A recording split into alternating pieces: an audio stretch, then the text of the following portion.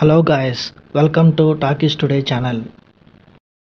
Hello guys, ఎలా ఉన్నారంతా? బాగున్నారా? ఈ రోజు మనం మాట్లాడుకోబోయే సినిమా ఒక పీరియడ్ యాక్షన్ డ్రామా. రీసెంట్ గా తెలుగు ఆడియోతో లయన్స్ గేట్ ప్లే ఓటీటీలో స్ట్రీమ్ అవుతున్న మూవీ డిజర్ట్ వారియర్.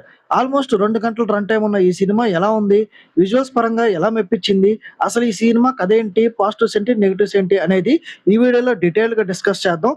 సో వీడియోని కనుక మీరు ఫస్ట్ టైం చూస్తున్నట్టయితే వీడియోకి ఒక లైక్ చేయండి, కామెంట్ చేయండి, అలాగే మన ఛానల్ సబ్స్క్రైబ్ చేసుకోండి. హైప్ కనిపిస్తే హైప్ ఇవ్వండి, వీడియోకి రీచ్ వస్తుంది. సో ఇక లేట్ చేయకుండా వీడియోని అయితే స్టార్ట్ చేద్దాం. Let's get started. ఇక ఈ సినిమా కథ విషయానికి వస్తే, ఈ సినిమా బ్యాక్ డ్రాప్ దాదాపు 1500 సంవత్సరాల క్రితం జరుగుతూ ఉంటుంది. ఒక రాజ్యంలో ఉండే రాజకుమారి తన రాజ్యంలో జరుగుతున్న అన్యాయాల్ని, అక్రమాలని అసలు సహించలేకపోతుంది. ఆ క్రూరమైన పాలన నుండి తప్పించుకోవడానికి ఆమె రాజ్యం వదిలి బయటకు వచ్చేస్తుంది. అలా ఒంటరిగా అరేబియన్ ఎడారిలో ప్రయాణిస్తున్న ఆమెకు అక్కడే తిరిగే ఒక బందిపోటు దొంగల ముఠ పరిచయం అవుతుంది. సో తన రాజ్యాన్ని ఆ క్రూర పాలకుల నుండి విడిపించడానికి ఆ రాజకుమారి ఆ దొంగల ముఠాతో చేతులు కలుపుతుంది.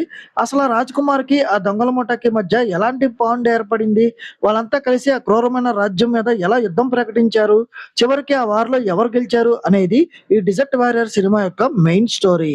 ఈ సినిమా పాజిటివ్ పాయింట్స్ ఏంటో ఇప్పుడు చూద్దాం. ఈ సినిమా టెక్నికల్ గా నెక్స్ట్ లెవెల్లో ఉంది. సినిమాటోగ్రఫీ అద్భుతంగా ఉంది. ఆల్మోస్ట్ సినిమా అంతా ఎడారిలోనే నడుస్తూ ఉంటుంది, కానీ ప్రతి ఫ్రేమ్ కూడా కంటికి చాలా గ్రాండ్ గా కనిపిస్తుంది. ఇక గుర్రాలు చేసిన సీన్స్ ఏదైతే ఉన్నాయో, క్లైమాక్స్ వార్ ఎపిసోడ్ చాలా బాగా కొరియోగ్రాఫ్ చేశారు. యాక్షన్ లవర్స్ కి ఇవి బాగా కనెక్ట్ అవుతాయి.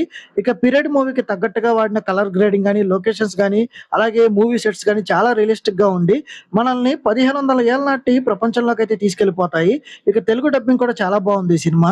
ఈ సినిమా మైనస్ పాయింట్స్ చూసుకున్నట్టయితే, యాక్షన్ చాలా బాగున్నప్పటికీ సినిమాలో ఎమోషనల్ అస్సలుగా కనెక్ట్ అవ్వలేదు. క్యారెక్టర్స్ మధ్య ఉండే డ్రామా మనల్ని ఎక్కువగా ఎంగేజ్ చేయలేకపోయింది.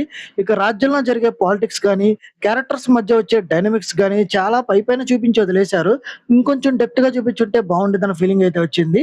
ఇక కథలో ఎమోషనల్ కనెక్ట్ లేకపోవడం వల్ల స్క్రీన్ ప్లే కూడా అక్కడక్కడ చాలా ఫ్లాట్ గా వెళ్తున్నట్టుగా అనిపిస్తది. ఈ సినిమా నటీనటుల పర్ఫార్మెన్సెస్ విషయానికి వస్తే, రాజకుమారి క్యారెక్టర్ చేసిన నటితో పాటు బందిపోటు దొంగలుగా చేసిన యాక్టర్స్ కూడా చాలా మంచి పర్ఫార్మెన్స్ మెప్పించారు. ఇక వాళ్ళ లుక్స్ కానీ, బాడీ లాంగ్వేజ్ కానీ పీరియాడిక్ బ్యాక్ డ్రాప్ కి పక్కా సెట్ అయ్యాయి.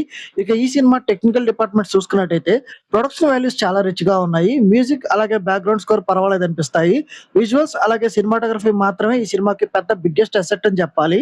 ఇంకా ఓవరాల్ గా చెప్పాలంటే, ఈ డిజర్ట్ వారియర్ సినిమా ఒక యావరేజ్ పీరియాడిక్ యాక్షన్ మూవీ అని చెప్పొచ్చు. టెక్నికల్ గా, విజువల్స్ పరంగా సినిమా సూపర్బ్ గా ఉన్నప్పటికీ ఎమోషన్ గా మాత్రం అంత పెద్దగా ఆకట్టుకోలేదు. మీకు కనుక స్టోరీతో, డ్రామాతో పెద్దగా పని లేకపోయి కేవలం విజువల్స్, ఎడారి బ్యాక్ డ్రాప్, యాక్షన్ సీక్వెన్సెస్ ఇవి చాలనుకుంటే, టైం పాస్ కోసం ఈ సినిమా తెలుగులో ఉంది కాబట్టి ఓటీటీలో ఒకసారి చూడొచ్చు. సో ఈ మూవీకి మన టాకీస్ ఛానల్ వస్తున్న రివ్యూ రేటింగ్ 2.5/5. ఇది నా ఒపీనియన్ మాత్రమే. ఈ సినిమాని మీరు ఆల్రెడీ చూసినట్టయితే ఈ సినిమా మీకు ఎలా అనిపించింది అనేది కింద కామెంట్ సెక్షన్ లో మెన్షన్ చేయండి. ఇంకెవరైనా మన ఛానల్ సబ్స్క్రైబ్ చేసుకోకపోతే ఇప్పుడే సబ్స్క్రైబ్ చేసుకోండి. వీలైతే పక్కన ఉన్న బెల్ బటన్ కూడా ప్రెస్ చేసి పెట్టుకోండి. హైప్ వినిపిస్తే హైప్ ఇవ్వండి, వీడియోకి రీచ్ వస్తుంది. సో ఇంకొక మంచి మూవీ రివ్యూ అప్డేట్ తో మళ్ళీ మీ ముందుకైతే వస్తాను. Thanks for watching. జై హింద్.